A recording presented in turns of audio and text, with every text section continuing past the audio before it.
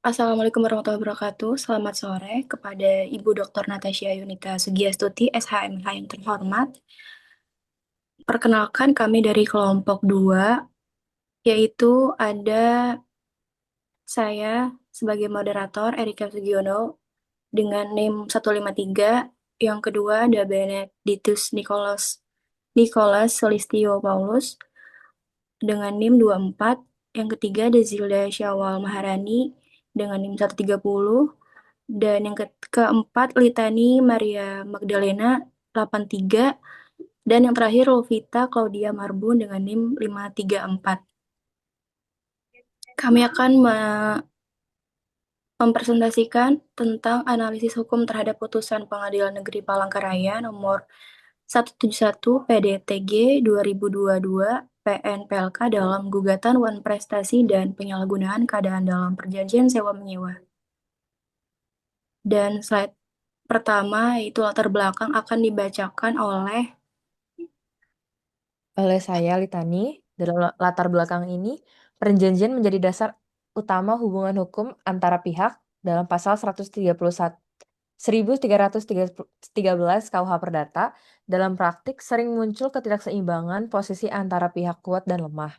Fenomena ini menimbulkan penyalahgunaan keadaan atau misbruik van omstandigheden.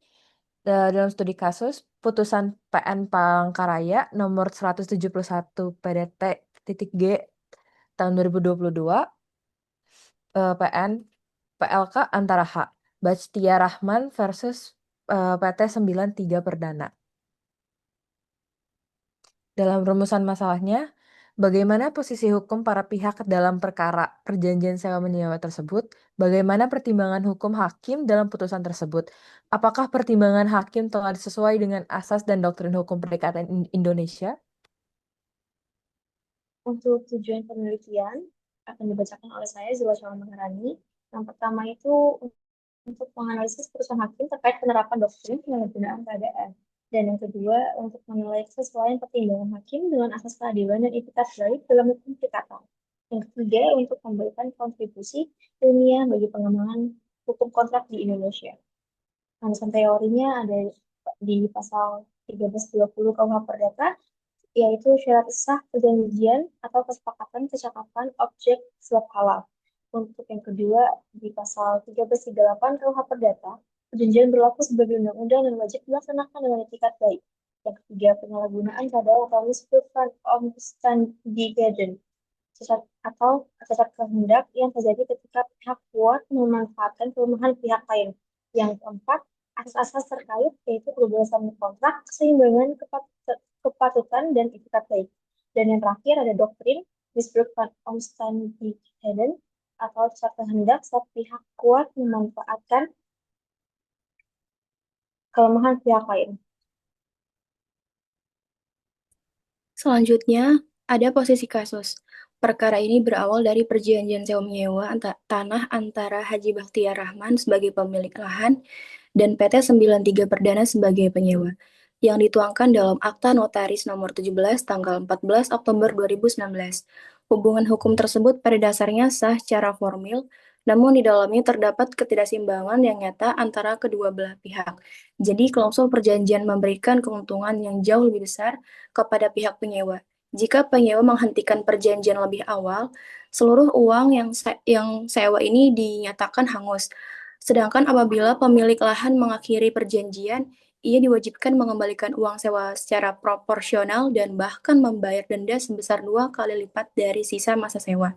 Ketentuan ini menempatkan penyewa pada posisi yang dominan, sementara pemilik lahan berada dalam posisi lemah secara ekonomi. Dalam pelaksanaannya, penyewa tidak lagi melaksanakan kewajiban pembayaran sewa sejak tahun ketiga, tetapi tetap menguasai dan memanfaatkan lahan tersebut untuk kegiatan bisnisnya. Akibatnya, Haji Bakhtiar Rahman mengalami kerugian dan mengajukan gugatan ke Pengadilan Negeri Palangkaraya dengan dalil bahwa perjanjian tersebut lahir dari penyalahgunaan keadaan. Sebaliknya, PT 93 Perdana mengajukan eksepsi atas gugatan yang dinilai kabur serta mengajukan gugatan balik dengan tuntutan ganti rugi senilai 8,9 miliar. Majelis Hakim Pengadilan Negeri Palangkaraya menyatakan gugatan penggugat tidak dapat diterima karena cacat formil, sementara dalam tingkat banding Pengadilan Tinggi Palangkaraya, penggugat justru dinyatakan melakukan wan prestasi. Perbedaan pandangan dalam dua tingkat peradilan ini menunjukkan bahwa permasalahan utama dalam perkara ini tidak hanya terletak pada keabsahan formal perjanjian, melainkan juga pada aspek keadilan substantif dalam hubungan kontraktual yang timpang.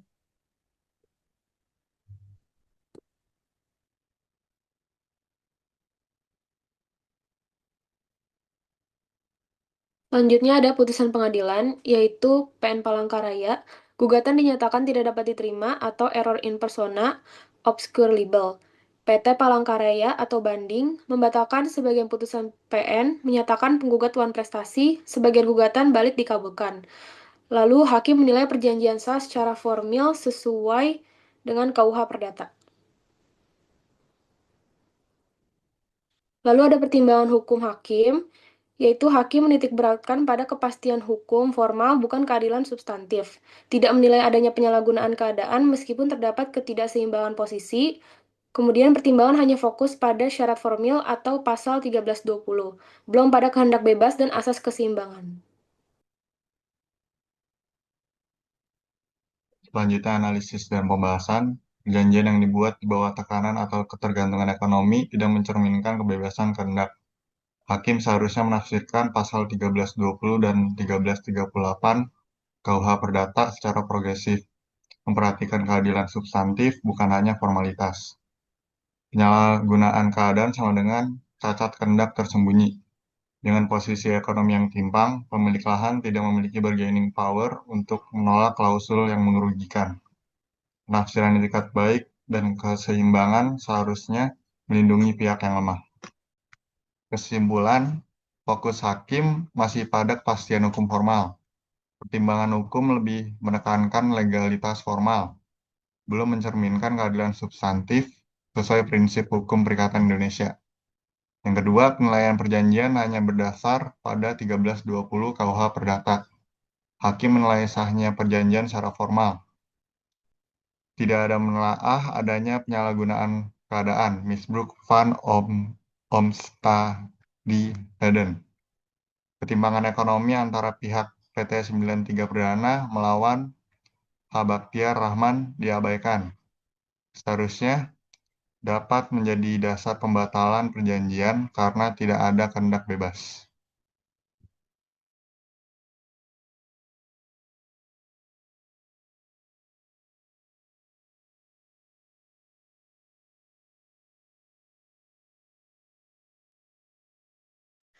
Selanjutnya, kesimpulan yang ketiga ada 3 asas itikat baik dan keseimbangan belum diterapkan optimal.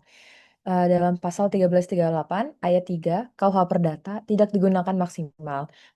Asas itikat baik dan keseimbangan menjamin keadilan bagi pihak lemah. Seharusnya hakim menilai pelaksanaan kontrak berdasarkan niat baik dan proporsionalitas. Yang keempat, lemahnya penerapan doktrin penyalahgunaan keadaan. Doktrin ini diakui secara teori dan jurisprudensi, namun penerapannya masih minim di tingkat pengadilan pertama.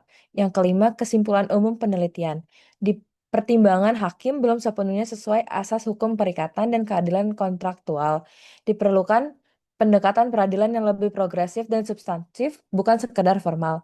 Putusan ini jadi refleksi dan evaluasi bagi praktik hukum perdata di Indonesia. Perlu pembaharuan praktik agar hukum perikatan menonjolkan keadilan, kepatutan, dan keseimbangan.